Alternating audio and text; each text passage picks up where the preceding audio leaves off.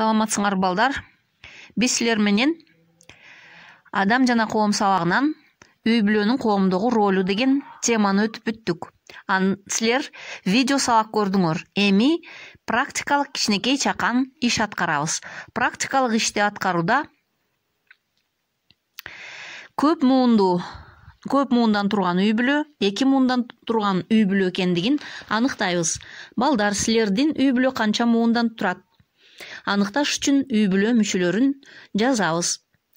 Ар бир үй бүлө мүчөсүн жазып бүткөндөн кийин силердин үй бүлө канча муундан тургандыгын аныктап коесуңар. Ал төмөндөгүдөй тартипте болот. Мисалы, биздин үй бүлө чоң атам атын жазасыңар, чоң энем атын жазасыңар, атам, энем, эжем, абам, мен, бөбөгүм.